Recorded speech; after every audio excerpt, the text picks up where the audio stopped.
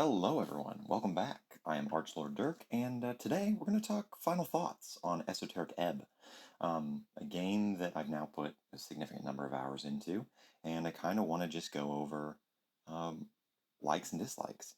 Now, sort of channeling my spirit animal from this game, which is strength.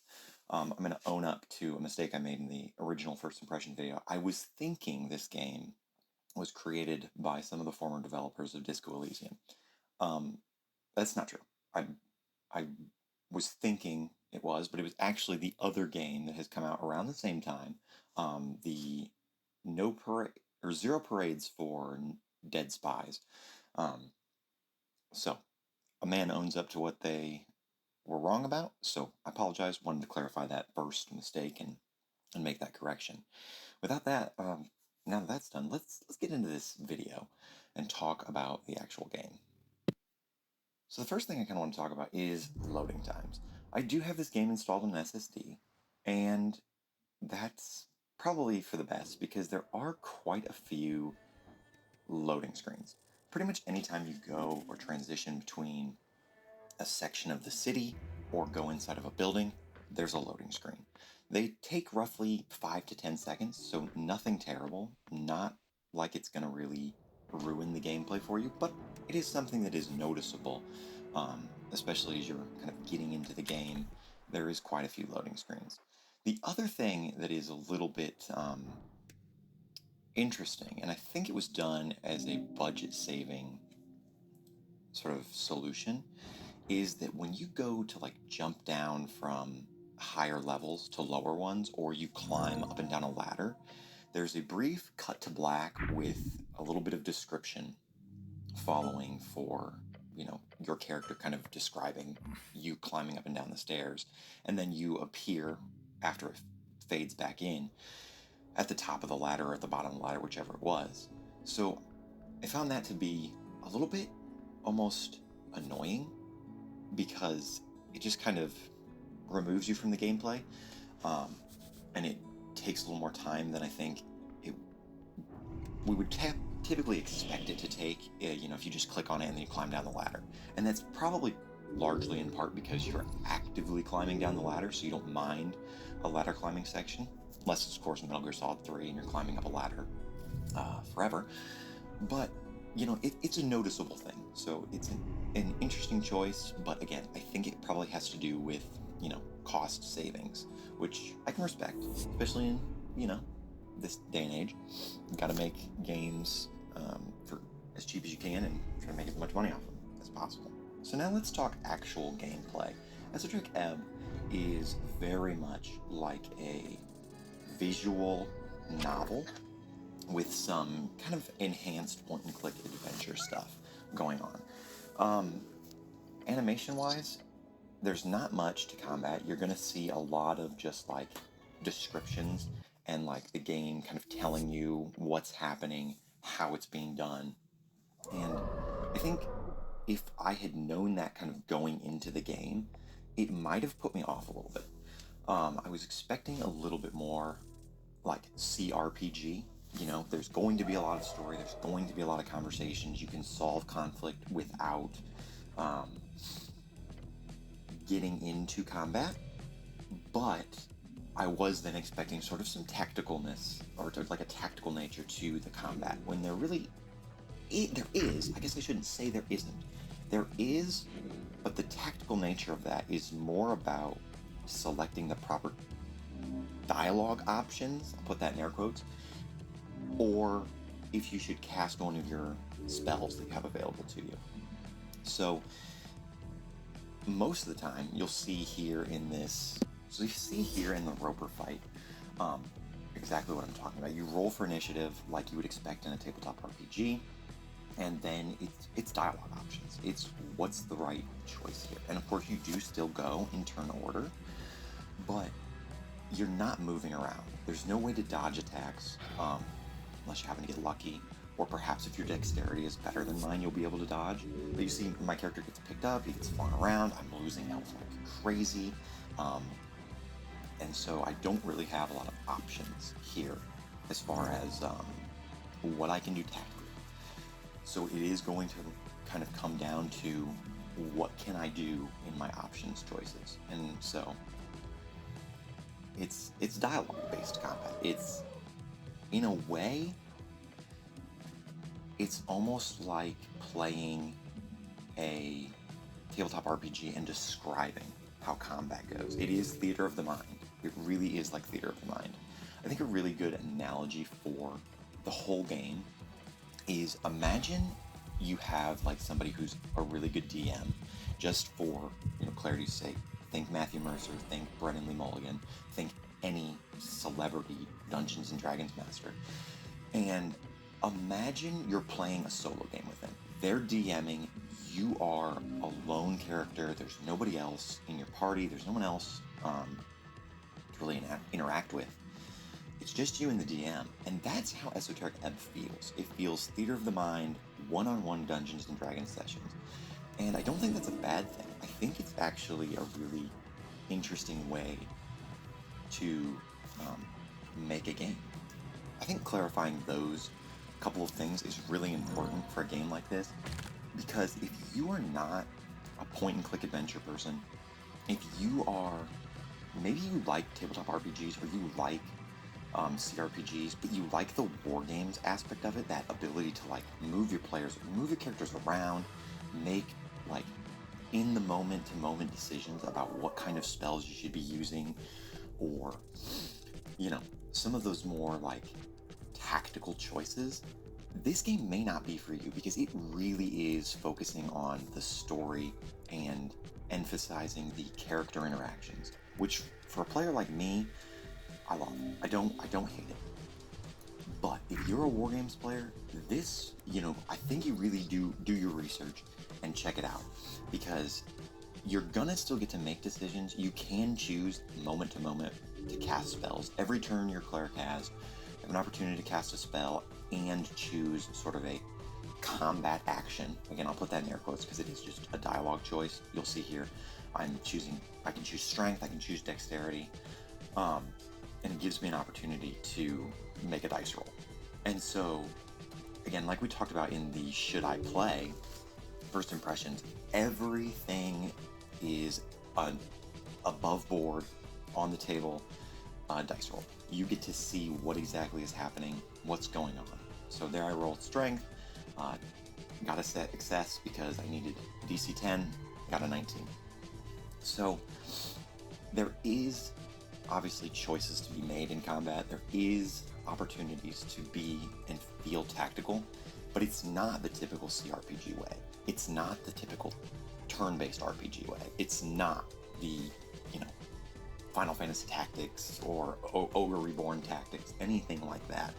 It's a very different take on combat. So if you're looking to this game to be like a, again, a typical conventional CRPG or something, you're going to be maybe a little disappointed. So really come ready with the idea that story comes first above all else. Speaking of the story, I don't want to reveal anything, no spoilers, but the story is really good. There's a lot going on. And admittedly, we talked a little bit earlier about like cost savings and how they have elected to maybe remove animations from climbing down ladders or jumping down from the higher level to lower level by cutting to black, giving a little description, and then cutting back to our action or our main sequence. And I think, again, we're seeing cost savings in storytelling because none of it is voice acted, which is interesting coming from a game like Aether and Iron. All of that is voice acted, and it can be, I think, a double-edged sword. In the year of our Lord Millennia, 2026, I think it is a good thing that we have a game where you're not having everything read to you. You have to lock in on this game. You have to be ready to just sit down and play a session of Esoteric Ebb. You can't be doing this or doing that, all of these extra things, because you're going to miss stuff for sure. And it's going to cost you, or it's going to cause you to go back and have to reread things, or probably spend more time on dialogue than you would necessarily if somebody was reading it to you while you're playing on your phone or whatever. which I respect that. I do respect that. I think we do need more games where voice actors are doing some lifting by, providing back, grunts and groans and stuff like that. But I do wonder if reading all of this dialogue is a good thing, right? But that could definitely be a turnoff for some people. If you tell me, oh my gosh, I have to read every dialogue box in this game to understand what's going on and enjoy it, buddy, I got an 8th grade reading level and I don't know if that's what I want to do. So I think those are a couple of caveats you really need to be aware of if you're going to jump into this game. Is you're not going to be looking at tactical RPG elements. You're not going to be looking at turn-based combat. I mean, you are, but not in the traditional sense. It is story first, it is story focused. If I was going to classify this game, I would not put it as a CRPG. I would put it more in line with a point-and-click adventure game. So if you like point-and-click adventures, or even visual novels, I think Esoteric Ebb is going to be a game that you would really like, which might surprise you, right? Because you'd be thinking, oh, it's based on Dungeons and Dragons, it doesn't really look like my vibe, I want to be, solving puzzles and doing this, and you would be wrong, right? First impressions say a lot about a game, and the reason that I'm starting these first impression series is because I think you can be deterred from a game based on first impressions, right? If you're going into this game thinking, this is a tactical RPG with a really great story, but I'm going to be able to do war games, you're going to be really disappointed. Whereas if you're looking at this game, you might pass on it because you think, oh, Dungeons & Dragons, war games, story comes second to the tactical nature of the combat. And that's not the case. This game has more in common with a point-and-click adventure game than I think it does something like Final Fantasy Tactics, just because it comes to my mind really quickly. So if you're looking for another sort of fun puzzle game set in a fantasy world that feels inspired by Dungeons and Dragons and Pathfinder and really any fantasy world, I think you're gonna have a good time with this game. I do want to end on some artistic details, because one of the cool things I like about this game is that while it is clearly based on high fantasy world that you would kind of come to know in Dungeons and Dragons or Pathfinder, you can see some interesting twists and spins on things. For example, here in the bar, you'll see that I'm talking to what looks like a satyr. Horns, sort of goat legs, but it's actually a tiefling. I like that sort of mixing it up, making it a little bit less just human with, different color skin and slightly different, effects, right? I like that. I like them taking the art style and owning it their own way. You'll also see here in the bar they've got the Sphinx. I really like the way the Sphinx is designed. It's a very cool art style for that. And of course, if you've come from seeing a short, then you'll know that I have obviously talked about the aesthetic of the orc in the first short, and then in the second short talked about the aesthetic of the angel, which I do want to go back over. Really, really cool art style. I love the combination of a modern take on what an angel looks like and sort of that biblical rendition of the halo of eyes. It's a super cool and maybe minor detail, but it's just pretty neat. It's cool to see that stuff. It's cool to see when people take things that you typically would expect to see and just tweak it in a way that is unique enough to capture your attention. So here on this channel, we don't believe in numerical scores. So what does that mean? How do we close out this story? Well, we close it out by saying, hey, Esoteric Ebb, I think, is a really good game. It's got a great story.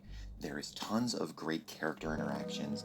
This sort of schizophrenic storytelling style of wisdom and strength and dexterity and all of these characters coming into the fold to tell you a story or your thoughts is a really cool thing.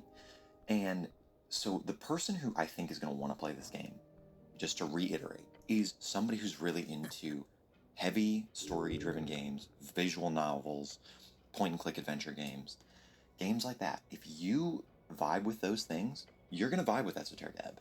If you're looking for more like Final Fantasy Tactics or Ogre Reborn Tactics or, you know, any number of turn-based tactics RPG, XCOM even comes to mind. Another game coming up, Menace, that we'll talk about. Or again, going back to Aether and Iron, you're not going to get that. You're going to be forced to slog along with the story. And for those who really enjoy a good story and engage with it, you're not going to slog. It's just the people who are looking for the story to come second to the combat. So with that, what do I have to say? I say Esoteric Ebb is a great game. If you love Disco Elysium, I think you're going to love this game too. And if you just love point-and-click adventures and visual novels, then this is going to be a game right up your alley. So, and once again, kind of concluding, full disclosure, I played this game on Steam, and that's where I purchased it during the summer sale. I don't think it is available on GOG at the time of recording. I did just double check that right now. So if you're looking for this game, you'll find it on Steam. There may be some other places, but it doesn't appear to be on GOG as of time of recording.